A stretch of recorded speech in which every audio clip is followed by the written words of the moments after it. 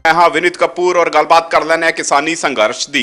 किसानी संघर्ष लगातार तिखा होता जा रहा है क्योंकि खेती कानूनों का विरोध लगातार वधदा होया नजर आ रहा है। भारत बंद की पॉलिसी और इसका अगर आप पंजाब की गल करिए, हरियाणा की गल करिए, राजस्थान की गल करिए, होर कई ਵੱਖ-ਵੱਖ सूबियां की गल करिए, व्यापक असर जो उत्थे वेखण नूं मिल रहा है। और बीजेपी की जेकर गल करिए अज के प्रोटेस्ट नूं लैके हरजीत ग्रेवाल साडे नाल ने गलबात कर लेना। सरकार भारत बंद की पॉलिसी और व्यापक असर वेखण नूं मिलिया। थां थां ते ट्रैक्टर ट्रालियां नजर आईयां, थां थां ते रोड ब्लॉक नज़र आए, थां थां ते किसान जिहड़े ने वो तुहाडे खेती कानूनां दी खिलाफत करते हुए नज़र आए।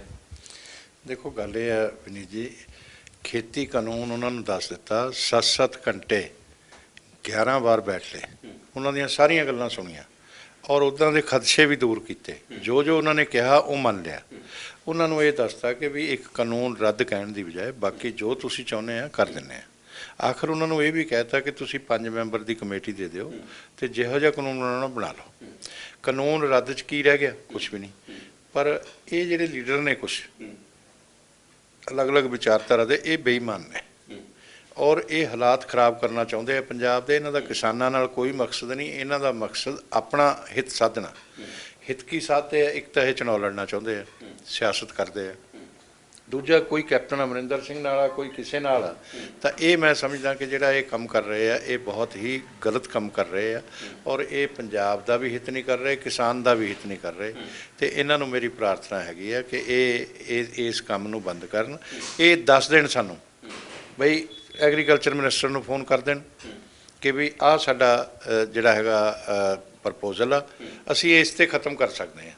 क्योंकि इन्हां नाल जदों 11 बार बैठ ले, खत्म नहीं करते, इन्हां दी सारियां गल्लां मननियां। तो ये जे खत्म करना होवे अंदोलन नूं सानूं दस दिओ किहड़ी प्रपोजल ते करोगे। कानून रद्द नहीं होने, उन्होंने छड्ड के आपां दूसरे दिन ही बैठ जाने जदों तुसीं कहोगे। तो ये वो भी दस्सण वास्ते तैयार नहीं। साडे सेंट्रल मिनिस्टर्स ने इन्हां नूं अज तो 5-6 दिन पहलां फोन भी कीते कि भाई कोई प्रपोजल है लैके आओ, सानूं दस्सो तो आपां बैठीए डिस्कस कर लो। ये वो भी करना नहीं चाहते। एक गलबात का लोगों नूं किसानां नूं भरमाउण च लगे हुए आ कि उन्हां नूं पता ना लगे कि असीं की करते हैं, साडी मनशा की है। इस करके इन्हां दे सब तो पहलां तां ये दूर करना जरूरी है कि ये अपना मन साफ करन। ये कम्यूनिस्ट जिहड़े है ना, ये तां जदों किसी फैक्ट्री दे झंडा ला दिंदे आ, बंद करवाए बिना जांदे नहीं। ये किसान का नुकसान किते बिना नहीं इन्हां ने जाना। मेरी इन्हां कम्यूनिस्टां नूं भी प्रार्थना है किसान का नुकसान ना करो और ये जिहड़ा अंदोलन आ इस नूं खत्म करवाओ। और मैं अज एक गल होर कहना, जिहड़ा कहंदे किसानां दी ज़मीनां ते कब्जा हो जाऊगा, उन्होंने गलत सिखाता। किसी भी हालत किसी किसान की जमीन पर कब्जा नहीं हो सकता, ना पहला होया तो ना अगे होना। ये झूठ बोलते हैं, ये झूठ बोल के किसानों को अपने नाल लाउंदे आ। ये काम ना करन, मेरी इन्हां नूं यही प्रार्थना है। ग्रेवाल साहब तुसीं अज भी उही गल कर रहे हो कि सानू प्रपोजल दे दिओ। किसान एक हरफी गल कर रहा है, सीधे तौर पर कह रहा है कि रद्द कर दिओ, बाकी दी गल्लां बाद च करांगे। तुहाडी सरकार दी असल मजबूरी की है? तुसीं कहंदे आपां हर एक चीज़ मनण लई तैयार आ, कली रद्द दी गल ना करो। ऐसी की मजबूरी है कि तुसीं सोध करन लई तैयार हो, तुसीं सब कुछ करन लई तैयार हो, क्यों रद्द करन लई तैयार नहीं हो? मजबूरी की है? क्या जिहड़े किसान कह रहे हैं कि कॉरपोरेट घराणिਆਂ ਦੇ हत्थ ਦੇ ਵਿੱਚ मोदी सरकार खेड रही है, क्या आही मजबूरी है? इसी करके तुसीं कानून रद्द करन दी गल नहीं कर रहे कि कॉरपोरेट घराणे ਜਿਹੜੇ ਨੇ ਉਹ नाराज हो जाणगे? ਇਹ ਜਿਹੜੀਆਂ ਗੱਲਾਂ ਨੇ ਨਾ ਇਹ ਵੈਸੇ ਹੀ ਬਣਾਈਆਂ ਜਾ ਰਹੀਆਂ ਨੇ। ਕੋਈ ਕਾਰਪੋਰੇਟ ਘਰਾਣਿਆਂ ਦੀ ਗੱਲ ਨਹੀਂ ਹੈ, ਕੋਈ ਕੁਛ ਨਹੀਂ ਹੈ। ਇਹ ਦੇਸ਼ ਦੇ ਔਰ ਸੂਬੇ ਦੇ ਵਿਕਾਸ ਨੂੰ ਰੋਕਣਾ ਚਾਹੁੰਦੇ ਆ। ਇਹ ਕਮਿਊਨਿਸਟਾਂ ਦੇ ਹੱਥਕੰਡੇ ਨੇ ਸਾਰੇ ਔਰ ਇਹ ਲੋਕਾਂ ਨੂੰ ਗਲਤ ਸਿਖਾ ਰਹੇ ਆ। ਔਰ ਕਾਨੂੰਨ ਤਾਂ ਰੱਦ ਨਹੀਂ ਹੋਣੇ, ਉਹਨਾਂ ਨੂੰ ਦੱਸਦਾ। ਉਸ ਤੋਂ ਬਿਨਾਂ ਕਿਤੇ ਕੋਈ ਗੱਲ ਬਣਦੀ ਹੈ ਤਾਂ ਠੀਕ ਆ, ਜੇ ਉਸ ਤੋਂ ਬਿਨਾਂ ਨਹੀਂ ਬਣਦੀ ਜੋ ਬਾਕੀ ਕਰਾਉਣਾ ਕਰਾ ਲੈਣ। ਤੇ ਜੇ ਉਸ ਤੋਂ ਬਿਨਾਂ ਇਹਨਾਂ ਨੇ ਨਹੀਂ ਕਰਨਾ ਤਾਂ ਕਿਸਾਨ ਇਹਨਾਂ ਦਾ ਸਾਥ ਛੱਡ ਜਾਣਗੇ। ਅੱਜ ਮੈਂ ਤੁਹਾਨੂੰ ਦੱਸਦਾ, ਇਹ ਕਿਸਾਨ ਲੀਡਰ ਭੱਜੇ ਫਿਰਨਗੇ, ਇਹਨਾਂ ਨੂੰ ਕਿਸਾਨ ਪਿੱਛੇ ਪਿੱਛੇ ਲੱਭਦੇ ਰਹਿਣਗੇ ਕਿ ਦੱਸੋ ਤੁਸੀਂ ਕਿੱਥੇ ਹੋ, ਸਾਡਾ ਇੰਨਾ ਨੁਕਸਾਨ ਕਿਉਂ ਕਰਵਾ ਕੇ ਗਏ। ਤਾਂ ਇਹ ਇਹਨਾਂ ਦੀ ਮਨਸ਼ਾ ਠੀਕ ਨਹੀਂ ਹੈ। ਮੇਰੀ ਇਹਨਾਂ ਨੂੰ ਇਹੀ ਪ੍ਰਾਰਥਨਾ ਕਿ ਕਿਸਾਨ ਲੀਡਰ ਤੁਸੀਂ ਕਹਿ ਰਹੇ ਹੋ ਇਕੱਲੇ ਰਹਿ ਜਾਣਗੇ, ਲੇਕਿਨ ਅੱਜ ਜਿਹੜਾ ਭਾਰਤ ਬੰਦ ਦਾ ਅਸਰ ਵੇਖਣ ਨੂੰ ਮਿਲਿਆ ਉਸ ਦੇ ਵਿੱਚ ਆਮ ਜਨਤਾ ਜਿਹੜੀ ਹੈ ਉਹ ਸਪੋਰਟ ਕਰਦੀ ਨਜ਼ਰ ਆ ਰਹੀ ਹੈ। ਦੁਕਾਨਦਾਰ ਜਿਹੜੇ ਨੇ ਦੁਕਾਨਾਂ ਬੰਦ ਕਰਕੇ ਬੈਠੇ ਨੇ, ਲੋਕ ਜਿਹੜੇ ਸੜਕਾਂ ਤੇ ਉਤਰਦੇ ਨਜ਼ਰ ਨਹੀਂ ਆ ਰਹੇ। ਤੁਸੀਂ ਕਹਿੰਦੇ ਕਿਸਾਨੀ ਅੰਦੋਲਨ ਜਿਹੜਾ ਉਹ ਕਮਜ਼ੋਰ ਹੋ ਹੋ ਰਹੀ ਹੈ। ਇਹਦੇ 'ਚ ਗੁੰਡਾਗਰਦੀ ਕਿੰਨੀ ਹੋ ਰਹੀ ਹੈ। ਜੇ ਕੋਈ ਅੰਦਰ ਬੈਠਾ ਸ਼ਟਰ ਨੀਚੇ ਕੀਤਾ ਹੋਇਆ ਥੋੜਾ ਜਿਹਾ ਉੱਪਰ ਤਾਂ ਬਾਹਰੋਂ ਸ਼ਟਰ ਬੰਦ ਕਰਕੇ ਗੁੰਡਾ ਅਨਸਰ ਆਪਣਾ ਲੌਕ ਲਗਾ ਜਾਂਦੇ ਆ। ਲੋਕਾਂ ਦੇ ਫੋਨ ਆਉਂਦੇ ਆ ਕਿ ਸਾਡੇ ਕਿਸੇ ਤਰ੍ਹਾਂ ਲੌਕ ਖੁਲਵਾਓ, ਅਸੀਂ ਅੰਦਰ ਬੰਦ ਹੋ ਗਏ। ਇਸ ਤਰ੍ਹਾਂ ਦੇ ਹਾਲਾਤ ਆ। ਇਹ Congress sponsored, state government sponsored ਅੰਦੋਲਨ ਆ। ਇਹ ਅੰਦੋਲਨ ਇਸ ਤਰ੍ਹਾਂ ਨਹੀਂ ਚੱਲ ਰਿਹਾ। ਕਿਸਾਨ ਕਦੇ ਗੁੰਡਾਗਰਦੀ ਨਹੀਂ ਕਰਦਾ, ਕਿਸਾਨ ਕਦੇ ਕਿਸੇ ਨੂੰ ਕੁਝ ਨਹੀਂ ਕਹਿੰਦਾ, ਉਹ ਤਾਂ ਸ਼ਾਂਤਮਈ ਤਰੀਕੇ ਨਾਲ ਆਪਣਾ ਪ੍ਰੋਟੈਸਟ ਕਰਦਾ। ਤੇ ਇਹ ਸ਼ਾਂਤਮਈ ਪ੍ਰੋਟੈਸਟ ਨਹੀਂ ਹੈ, ਇਹ ਕਮਿਊਨਿਸਟਾਂ ਦਾ, ਇਹਨਾਂ ਦਾ ਪ੍ਰਭਾਵਿਤ ਕਾਂਗਰਸ ਸਪਾਂਸਰਡ ਇਹ ਸਾਰੇ ਲੋਕਾਂ ਦਾ ਪ੍ਰੋਟੈਸਟ ਹੈ। ਤੁਸੀਂ ਕਹਿ ਰਹੇ ਹੋ 4-5 ਦਿਨ ਪਹਿਲਾਂ ਕੇਂਦਰੀ ਮੰਤਰੀ ਨੇ ਫੋਨ ਕੀਤਾ, ਕਿਸ ਨੂੰ ਫੋਨ ਕੀਤਾ? ਪਹਿਲਾਂ ਵੀ ਲੈਟਰ ਜਾਰੀ ਕਰ ਰਹੇ ਸੀ, ਲੈਟਰ ਜਾਰੀ ਕਰਕੇ ਇੱਕ ਵਾਰ ਫਿਰ ਤੋਂ ਸੱਦਾ ਦੇ ਦਿਓ ਵੀ ਆ ਜਾਓ, ਬਹਿ ਕੇ ਗੱਲਬਾਤ ਕਰ ਲੈਂਦੇ। ਲੈਟਰ ਤਾਂ ਜਾਰੀ ਕਰੀਏ ਜੇ ਸਾਨੂੰ ਪ੍ਰਪੋਜ਼ਲ ਦੱਸਣ, ਪ੍ਰਪੋਜ਼ਲ ਤਾਂ ਦੱਸੋ। ਤੁਸੀਂ ਕੋਈ ਨਵਾਂ ਪ੍ਰਪੋਜ਼ਲ ਦਵਾ ਦਿਓ। ਲਓ ਦੱਸੋ, ਅਸੀਂ ਪ੍ਰਪੋਜ਼ਲ ਦਿੰਦੇ ਉਹਨੂੰ ਮੰਨਦੇ ਨਹੀਂ। ਰਾਜੇਵਾਲ ਤਾਂ ਟੀਵੀ ਤੇ ਆ ਕੇ ਝੂਠ ਬੋਲੀ ਜਾਂਦੇ ਆ, ਔਰ ਮੈਂ ਤਾਂ ਉਹਨਾਂ ਦਾ ਜਦੋਂ ਮੈਂ ਉਹਨਾਂ ਨੂੰ ਕਿਹਾ ਵੀ ਤੁਹਾਡੀ ਗੱਲ ਨਹੀਂ ਕਰਵਾਈ ਮੰਤਰੀਆਂ ਨਾਲ, ਮਨਾ ਕਰਕੇ ਤਾਂ ਮੈਂ ਕਿਹਾ ਫਿਰ ਰਿਕਾਰਡਿੰਗ ਜਾਰੀ ਕਰੀਏ, ਇਹਨਾਂ ਨੂੰ ਭੇਜੀਏ, ਫਿਰ ਮੰਨੇ। ਗੱਲ ਹੋ ਗਈ ਤਾਂ ਕੀ ਹੋ ਗਿਆ ਫਿਰ? ਕਹਿੰਦੇ ਮਤਲਬ ਕਿਸੇ ਗੱਲ ਤੇ ਮੰਨਣ ਨੂੰ ਤਿਆਰ ਨਹੀਂ। ਉਹ ਲੋਕਾਂ ਨੂੰ ਗਲਤ ਚੀਜ਼ਾਂ ਦੱਸਦੇ ਨੇ ਕਿ ਬੀਜੇਪੀ ਸਾਡੀ ਗੱਲ ਸੁਣਨ ਨੂੰ ਤਿਆਰ ਨਹੀਂ, ਸਾਡੀ ਸਰਕਾਰ ਸਾਰੀਆਂ ਗੱਲਾਂ ਸੁਣਨ ਨੂੰ ਵੀ ਮੰਨਣ ਨੂੰ ਵੀ ਤਿਆਰ ਆ। ਇਹ ਇਹਨਾਂ ਦੀ ਜਿੱਦ ਆ ਜਿਹਦੇ ਨਾਲ ਇਹ ਕਿਸਾਨ ਦਾ ਨੁਕਸਾਨ ਕਰ ਰਹੇ ਆ। ਕਾਨੂੰਨ ਰੱਦ ਕਰੋ, ਕਾਨੂੰਨ ਰੱਦ। ਕਾਨੂੰਨਾਂ 'ਚ ਬਚਿਆ ਕੀ ਹੈ ਫਿਰ? ਰੱਦ ਕਿਉਂ ਕਰੋ? ਕਿਸ ਲਈ ਚਾਹੁੰਦੇ ਹੋ ਤੁਸੀਂ? ਜੋ ਕਿਸਾਨ ਦੇ ਹਿੱਤ 'ਚ ਕਰਵਾਉਣਾ ਉਹ ਕਰਵਾਓ। ਤੁਸੀਂ ਇਹ ਜਿੱਦ ਕਿਸ ਲਈ ਰੱਖੀ ਹੈ? ਉਹ ਤਾਂ ਜਿੱਦ ਕਰ ਰਹੇ ਆ ਔਰ ਜਾਣ ਬੁੱਝ ਕੇ ਸੂਬੇ ਦੇ ਹਾਲਾਤ ਖਰਾਬ ਕਰਨਾ ਚਾਹੁੰਦੇ ਆ ਔਰ ਦੇਸ਼ ਦੇ ਵਿਕਾਸ ਨੂੰ ਰੋਕਣਾ ਚਾਹੁੰਦੇ ਆ। ਨਾ ਕੋਈ ਅਡਾਨੀ ਨੇ ਕਿਸੇ ਦੀ ਜ਼ਮੀਨ ਖੋਹਣੀ ਹੈ, ਨਾ ਅੰਬਾਨੀ ਨੇ। ਉਹ ਕੋਈ ਬਿੱਗਾ 2-2 ਬਿੱਗੇ ਜ਼ਮੀਨਾਂ ਖੋਹਣ ਨੂੰ ਬੈਠੇ ਆ। ਇਹੋ ਜਿਹਾ ਕੁਝ ਵੀ ਨਹੀਂ ਹੈ। ਔਰ ਨਾ ਹੀ ਜੱਟ ਦੀ ਜ਼ਮੀਨ ਕੋਈ ਖੋਹ ਸਕਦਾ। ਮੈਂ ਤੁਹਾਨੂੰ ਇੱਕ ਹੋਰ ਦੱਸਾਂ, ਜਦੋਂ ਜੱਟ ਦੀ ਜ਼ਮੀਨ ਖੋਹਣ ਦੀ ਗੱਲ ਕਰਨਗੇ ਉਹ ਮਰਨ ਤੇ ਹੋ ਜਾਂਦਾ। ਉਹਦੀ ਜ਼ਮੀਨ ਨਾ ਕੋਈ ਸਰਕਾਰ ਖੋਹ ਸਕਦੀ ਹੈ, ਨਾ ਕੋਈ ਬੰਦਾ ਖੋਹ ਸਕਦਾ। ਤੇ ਇਸ ਕਰਕੇ ਇਹ ਗੱਲਾਂ ਬੰਦ ਕਰ ਦੇਣ, ਉਹਨਾਂ ਨੂੰ ਗਲਤ ਸਿਖਾਉਣਾ ਬੰਦ ਕਰਨ। ਠੀਕ ਹੈ। ਵਿਰੋਧ ਬੰਦ ਹੋ ਗਿਆ ਤੁਹਾਡਾ? ਹੈ ਵਿਰੋਧ ਬੰਦ ਹੋ ਗਿਆ ਤੁਹਾਡਾ? ਸਾਡਾ ਤਾਂ ਵਿਰੋਧ ਚੱਲਦਾ ਰਹਿੰਦਾ।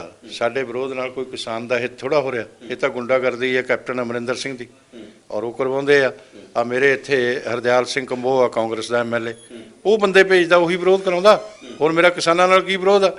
ਕਿਸਾਨਾਂ ਦੀ ਤਾਂ ਅਸੀਂ ਸੇਵਾ ਕਰਦੇ ਆ। ਕਿਸਾਨ ਕਹਿੰਦੇ ਕਿ ਤੁਹਾਡੀ ਬੋਲੀ ਜਿਹੜੀ ਹੈ ਉਹ ਤੁਹਾਡਾ ਵਿਰੋਧ ਕਰਾਉਂਦੀ ਹੈ।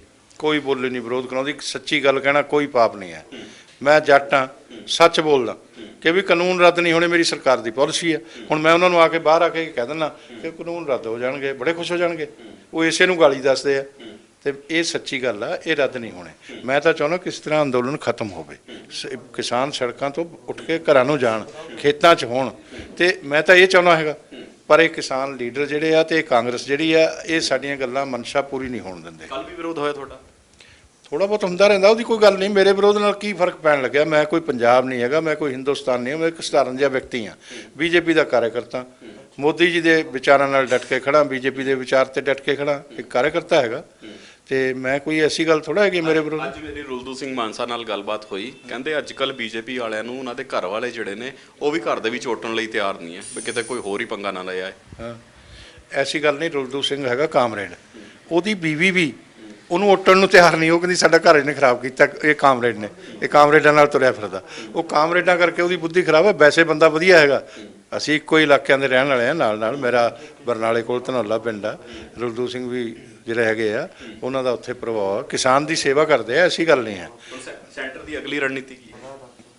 ਸੈਂਟਰ ਦੀ ਕੋਈ ਰਣਨੀਤੀ ਨਹੀਂ ਹੈ। ਕਿਸਾਨ ਆਪਣਾ ਅੰਦੋਲਨ ਖਤਮ ਕਰਨ, ਸੈਂਟਰ ਦੀ ਇਹੀ ਰਣਨੀਤੀ ਹੈ। ਔਰ ਉਹ ਉਹਨਾਂ ਦੀਆਂ ਸਾਰੀਆਂ ਗੱਲਾਂ ਮੰਨਣ ਨੂੰ ਤਿਆਰ ਆ, ਗੱਲ ਕਰਨ ਨੂੰ ਤਿਆਰ ਆ। ਆ ਜਿਹੜੇ ਕਿਸਾਨਾਂ ਦੇ ਉੱਪਰ ਤੁਹਾਡੀ ਸਰਕਾਰ ਪਾਣੀ ਮਰਵਾਉਂਦੀ ਹੈ, ਕਿਸਾਨਾਂ ਦੇ ਉੱਪਰ ਤੁਹਾਡੀ ਸਰਕਾਰ ਅਥਰੂ ਗੈਸ ਦੇ ਗੋਲੇ ਮਰਵਾਉਂਦੀ ਹੈ, ਕਿਸਾਨਾਂ ਦੇ ਉੱਪਰ ਸ਼ਬਦਾਵਲੀ ਦਾ ਗਲਤ ਇਸਤੇਮਾਲ ਕੀਤਾ ਜਾਂਦਾ ਹੈ।